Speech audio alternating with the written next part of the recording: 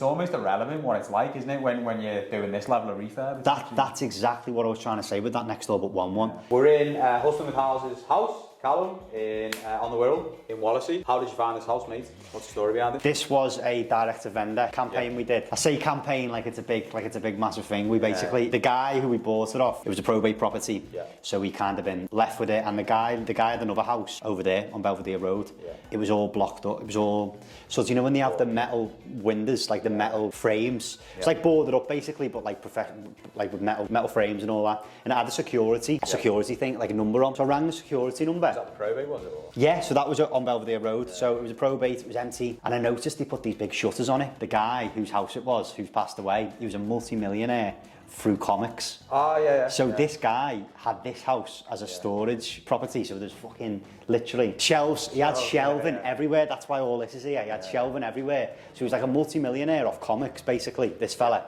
And he had shelving everywhere. So we viewed that house. We ended up we rang the company and I said, I've seen this house. You guys have like advertised that you've whatever in it, like boarding it up. Do you know the owner? They were like, yeah, we know the owner, but obviously we can't start giving his name out. I said, can you just tell him I'm interested in buying? At this point, I obviously didn't know the fella had passed away. I thought it could just be an empty house or whatever. So they were like, yeah, we'll pass it on. A few weeks went past, nothing. So I rang them again and just kept pestering him, ringing him. In the end, they basically sent my number over to a solicitor who was dealing with it, probate solicitor. I ended up organising the viewing, but at that point it was on with I Am Sold. Like they said, oh, it's going on with I Am Sold. Yeah. So I went and viewed it through them, and obviously I Am Sold, they have the big fees and all that. So I went and viewed it, made an offer on it, lost out on it, and I rang the solicitor, and I actually built quite a good relationship with the solicitor. He said they had this one. So I was like, I'm interested, I'll buy it, basically, let me come and see it. So we come and seen it, and that's how we ended up buying it, but it was a case of literally just pestering that company. Following up. Yeah. And then we managed to get it, and it had no title deeds on it. That's unique. I know, it was. So they've been lost somehow. So we had to wait like 8-9 months for them to get that. But direct to vendor, them deals, mate, they always take time. This one was a direct to vendor, my last one was a direct to vendor. So how long was it? This must have been 9 months. 9 months in conveyancing. But obviously, in that point, the deeds were already lost. They had to locate the deeds. So it was a nightmare. It was a graft. Absolute nightmare. But they are worth it in the end. Yeah. We've bought this for 110. 110, yeah. What were you flipping it? You're holding it? What are you doing? I think depending on how quick we do it, we're going to probably keep it. We're probably going to refinance it. Depending on how quick we do it, we might flip it, but we'll see. Next door but one got valued for 140, and sold for 140 in auction, needing the same amount of work. Oh, okay.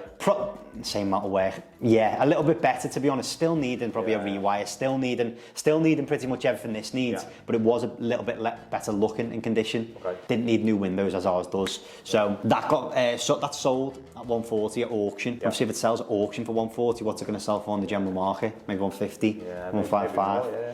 So we knew instantly it was a good buy. Next door got valued at 190, but that's an end terrace.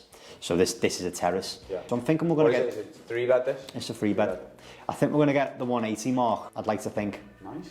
So it's a decent little deal. I think we'll spend 30 on it, no more. I said 35 when I've done my figures. On the refurb, yeah. On the refurb. So yeah, I think it's a good deal, to be fair. Nice. So room by room, let's just sort of talk about what you're going to do. So we're in this door and you can see they start doing the first fix. So it's going to be first fix, I assume, full skim. Full skim, we're thinking, we're gonna full skim it. Makes it look nice, doesn't it? That's it. Yeah. For the sake of what we've had a price to do the whole house come out about, I think it was 5.5 with materials, which isn't bad, to be fair. On our last one, a 4-bed, we paid 3. We got the materials, but the guy was a one-man band. He literally couldn't handle the work. So that's why I always say about shitty trades. Like, no offense to him, but like he was a one-man band. He wanted the work, and he just couldn't handle it. Can't rely on them, can you? You can't rely on them, and I think the problem is it's all good going for the cheap quote, but you need more. If it's a one-man band, they can't do a full house on their own. Yeah. Like the ceilings and stuff, you need people there. That's what I think anyway. But it's time as well. You need speed. That's the main thing, mate. If you're on a bridge. Exactly. If you're on a bridge, mate, if they take 2 weeks longer, it could cost you $1,000. Do you know what I mean? When you could have paid the better builder, the better plasterer, an extra $1,000 and had it done in minus 3 weeks or whatever. Do you know what I mean? So first fix, skim, new windows, and then I assume it'd be paint, carpet. Exactly. Yeah. Hallway, same again. Hallway, same again, plaster, first fix is in. Full gas central heating system as well, there's no radiators in here. There was no gas meter in here, which was a random one. I don't know if you've seen, I've done a post on that and I was a bit confused because there's like a pipe. You can see the pipe for the gas meter that was there. But obviously I think the guy was a bit unique to say, like Yeah, but out there. So he basically like, he'd capped it off. Because basically, I didn't know this. If you don't have a gas meter, you know, you're obviously, if you have a gas meter, even though you're using no gas, you get charged for gas. Yeah, obviously, there's like a standing charge. there's a standing charge. If you have no gas meter, you can't be charged.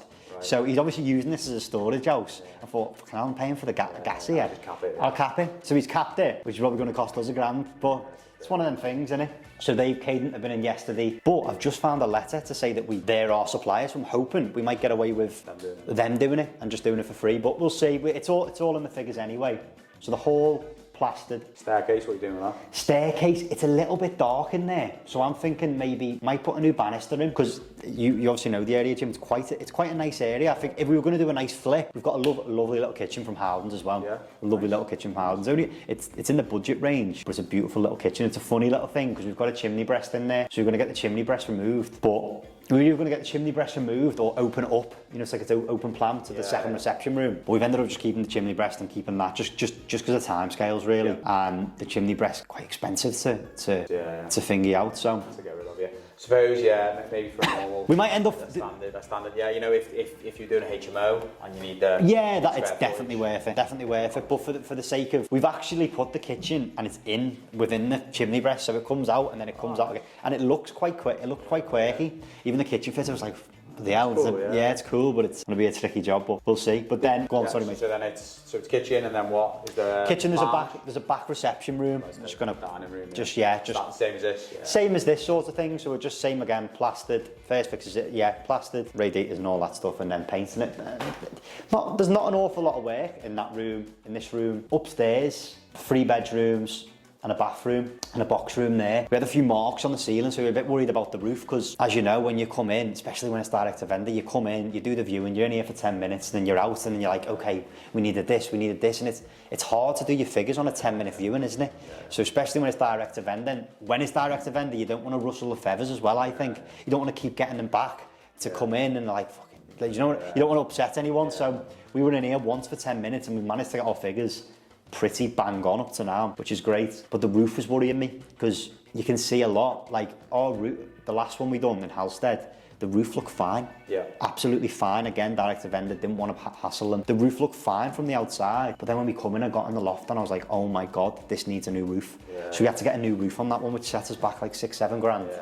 Which was fine. It still worked and stuff. But I've had the roof around to this one. There's a few little repairs, but the long and the short of it, it can look okay from the outside. Yeah. But as soon as you get in that loft, you really see what the problems could be. And what I was getting to, when we went into the top room, because the shelving was so high, you couldn't really see the ceiling. Yeah, so we took all of it. We took all of it down. And there's all patches, and I thought, oh God, we haven't budgeted for a roof here. Obviously we have a contingency, but a roof blows up, doesn't it? That's it blows it. So, but they've come round and it's you know, repairs, maybe £1,500, maybe £2,000, but that's general roof maintenance. General roof maintenance, yeah. So that's that. Nice. And so I think for me, houses like this, you come in and you think it's worse than it is. Do you know what I mean? Because it's like you said there, it's the rewiring and the gas fitting, and everything else is like, it's standard, isn't it? Yeah, most definitely. It's standard, and that's like standard buy-to-let stuff, which is where sometimes when you're always doing that on a property, the condition of it, not that it doesn't matter, but it's almost irrelevant what it's like, isn't it, when you're doing this level of refurb? That's exactly what I was trying to say with that next door but one.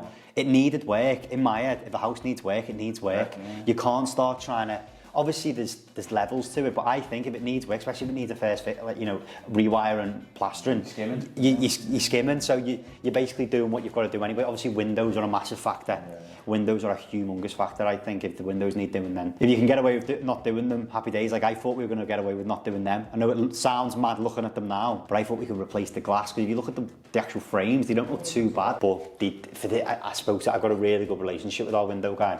I don't know who you use for your windows, by the way. We've not really got a window guy. Yeah, I've got a really good one. But he's cheap, he's good, he's spot on, and he's just reliable, what you need. He's spot on. But he come round anyway, and he just basically said, for the sake, Cal, of what you're going to pay to replace the glass, you may as well just stop. Yeah. And then them double glazed windows, that's another thing I didn't really think about, but they're double glazed windows, but they were the first double glazed windows that come out after the single glazed. So they're like the oldest, Super old technology now. this like the oldest new you can be sort of thing. So for the sake of it, just get new windows in, and it's new anyway. We're getting new plaster and all that. You may as well just get it done. But looking forward to when the kitchen gets in. Consider HMO? Nah, I didn't. It's just too small, and I just. What's the square footage? Do you know? Of the whole Yeah, house? I'd have to double check. I'd have to double check. I think it was. I'd have to double check on that. I'd have to double check. But I was never ever thinking of doing it anyway.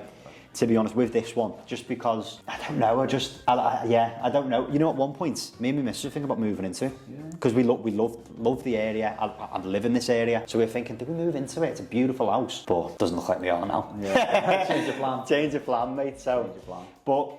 No, we didn't really think of it. We're going to do that in the next one. I might even flip it. See how quick we get it done. I might even flip it. But it was always going to be, the plan A strategy was always to refinance it. I suppose round here is a good area. I mean, I know you've dipped your toe in it, serviced accommodation before. Yeah. Would you do something like that? Honestly, that is a brilliant shout, to be fair. That is a brilliant shout. I haven't even thought of that. I know a few lads, I know a few guys, a couple of lads who do it locally, like CH44, CH45 sort of thing. They absolutely smash it with the contractor market. Absolutely smash it. Just houses like this, and they do it really well. They kit it out. Obviously, I've done it before. The way I'd done it before, though, it was really uneducated. It was kind of just like sticking on Airbnb. Yeah, just hope for the best sort of thing. But you can now, there's like managers and stuff, isn't there? When I was doing it, to my knowledge, unless I was just that uneducated, there was no managers and people who looked after it for you. Not to say it's hands off, but it could be a good shout, that, Jim, to be honest. I know they say you shouldn't get emotional and stuff like that, but I do love this house. Like, I love it. I think it's nice, it's lovely. It's probably the best area we've bought in. We have a joke with me, like me mum, because we keep getting closer to my mum's house gradually with each house we buy. We nearly bought one in the next road, and that was a lovely one. That was an auction, but just missed out on it, really. But I'm happy with it. To be honest. I love it. Nice. Yeah, nice. We'll have to come back when it's all finished, mate, and do a little Most definitely, yeah. And show everyone the kitchen, because that sounds banging. Yeah, no, it is. Yeah, nice. So if you like this video, don't forget to subscribe. Check Callum's Hustling with Houses channel out, some banging podcasts. I will link some of the best ones in the description below. And yeah, nice one. See you in the next video, guys. Nice one, people.